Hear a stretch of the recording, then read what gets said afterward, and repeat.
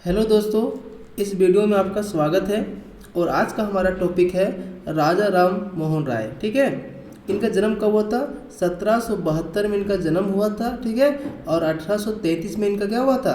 Death हुआ था। ठीक है, तो ये आपको याद रखना है, इनका जन्म 1772 में, डेथ कब हुआ? 1833 में। चलिए शुरुआत करते हैं इनके बारे में।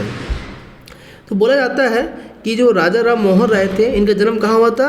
बंगाल के एक ब्राह्मण परिवार में हुआ था। ठीक है, बचपन से बहुत ही एक मेधावी छात्र थे, मतलब बहुत ही पढ़ने लिखने वाले व्यक्ति थे। भारत के विभिन्न भारतीय भाषाओं और विदेशी भाषाओं इनके पास ज्ञान था। ठीक है, मुख्यतः ये अरबी, फारसी, संस्कृत, अंग्रेजी, French, Greek, Latin, German, Hebrew भाषाओं का इनके पास ज्ञान था।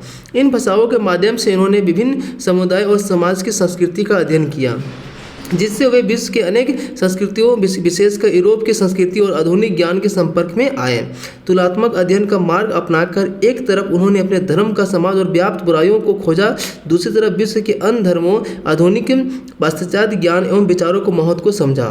उन्होंने पूर्व से ही भारत परंपरागत दार्शनिक पद्धति और हिंदू धर्म के मौलिक सिद्धांतों में श्रद्धा थी। उन्होंने भारतीय समाज और संस्कृति के पुनर्जीवित करने के लिए पश्चिमी सभ्यता को साधन माना, ताकि भारतीय युक्तियुक्त वैज्ञानिक दृष्टिकोण मानव गरिमा और सामाजिक एकता को स्वीकार करे। इसीलिए उन्होंने अंग्रेजी शिक्षा का समर्थन किया। उन्होंने समांत कौमुदी पत्रिका बंगाली में कब निकाला? उसको 1821 में, मिरातुल अकबर फारसी में कब? 1822 में प्रकाशन किया।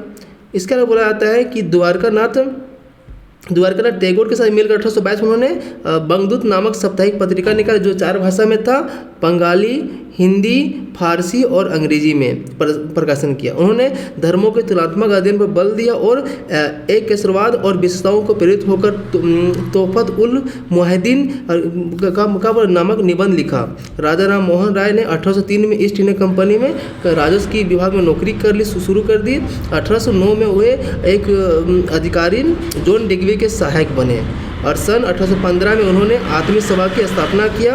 1822 में अद्वैतवादी संस्था के तत्वावधान से एक अंग्रेजी हाई स्कूल में शुरू किया, याद रखिएगा। ठीक है, अब बोला जाता है 1828 में उन्होंने ब्रह्म समाज की स्थापना की। सती प्रथा के विरुद्ध उन्होंने प्रभावी जनमत त्याग आंदोलन चलाया। ठीक है, इसके परिणाम स्वरूप लॉर्ड विलियम बेंटिंग 1829 में उन्होंने क्रूर प्रथा यानी गैर कानूनी घोषित कर दिया। सन 1830 में राजा राम मोहन राय मुगल बादशाह अकबर द्वितीय को दूत के रूप में इंग्लैंड की यात्रा की। यात्रा की सफलता पर मुगल बादशाह ने उनको अकबर का उनको देखिए उपाधि किसका मिला? राजा को उपाधि दिया गया। ठीक है, और वो इंग्लैंड में ब्रिस्टल में सितंबर 1833 में इनका देहांत हो गया। राजा राम मोहन राय को भारतीय पुनर्जागरण का पिता भी कहा जाता है। तो याद रखिएगा का इंपॉर्टेंस है। इनका जन्म 1772 में हुआ था, 1833 में, मतलब वर्ष 72 में जन्म, 1833 में इनका डेथ हुआ था। कहाँ हुआ था? बंगाल के बंगाली परिवार में। ये विभिन्न भाषाओं के जानकार थे। इन्होंने सती प्रथा को उन्मूलन किया था, किसके सहायता से? लॉर्ड विलियम बेंटिंग सहायता से। अकबर द्वितीय ने इनको क्या दिया? राजा को उपाधि दिया। इसके अलावा इनका देहांत कहाँ हुआ था? इंग्लैंड के ब्रिस्टल में हुआ था सितंबर में। इसके अलावा इनको भारतीय पुनर्जागरण का पिता भी कहा जाता है। थैंक यू दोस्तों।